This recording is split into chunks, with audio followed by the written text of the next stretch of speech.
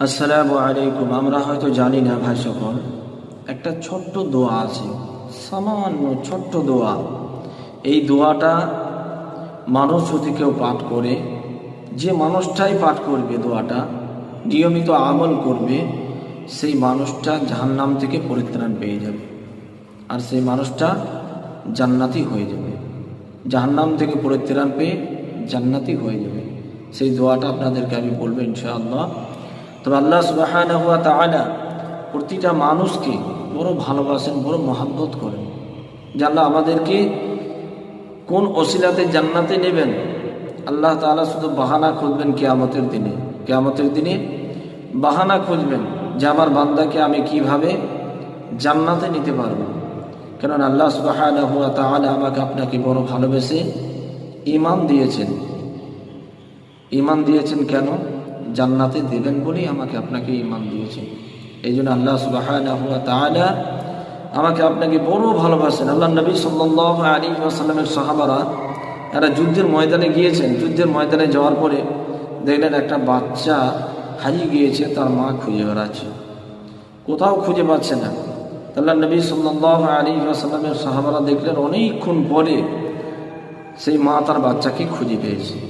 আল্লাহ নবী সাল্লাল্লাহু আলাইহি ওয়াসাল্লাম সাহাবাদেরকে বলছেন যে এই মহিলা অনেক খোঁজাখুঁজির পরে নিজের বাচ্চাকে খুঁজে পেয়েছে। তো তোমরা বলো, এই বাচ্চাটাকে এই আগুনে নিক্ষেপ করতে পারবে, আগুনে ফেলতে পারবে?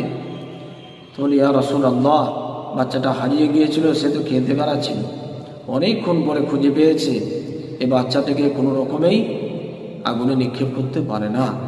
তো বলছেন আমার আল্লাহ সুবহানাহু ওয়া তাআলা প্রতিটা বান্দাকে, এই মা তার সন্তানকে যতটা ভালোবাসে তার চেয়েও 99% বেশি মহব্বত করে। আল্লাহ তাআলা বান্দাকে কিভাবে জাহান্নামে নিক্ষেপ করবেন। তো আজিজ দোস্ত, আল্লাহ সুবহানাহু ওয়া তাআলা শুধু বান্দার বাহানা খুঁজবেন। আল্লাহ দুনিয়াতে 1% মহব্বত বা ভালোবাসা দিয়েছেন, তার জন্য দুনিয়াতে এত এত ভালোবাসা, এত মায়া মমতা। একটা হিংস্র পশু তার নিজের সন্তানকে কত ভালোবাসে। আল্লাহ সুবহানাহু ওয়া তাআলার কাছে 99% ভালোবাসা রেখেছেন। এই জন্য আল্লাহ সুবহানাহু ওয়া তাআলা বান্দার শুধু বাহানা খুঁজেন। ছোট্ট থেকে ছোট্ট আমল যদি কেউ করতে পারে, আল্লাহ তাআলা সেটার কারণে হয়তো তাকে জান্নাতে দিয়ে দেবেন। তো সেই ছোট্ট আমলটা কি? একটা ছোট্ট দোয়া। এই দোয়াটা আমি আপনি নিয়মিত প্রত্যেকদিন মাগরিবের নামাজের পরে 7 বার এবং ফজরের নামাজের পরে যদি 7 বার পড়তে পারি, তাহলে আল্লাহ সুবহানাহু ওয়া তাআলা, আল্লাহ নবী বলছেন, এই দোয়াটা মাগরিবের নামাজের পরে 7 বার পড়ার পরে সেই রাত্রিতে যদি তার মৃত্যু হয়ে যায়, তাহলে তাকে জান্নাতি বলে ঘোষণা করা হবে, জাহান্নাম থেকে পরিত্রাণ দেওয়া হবে।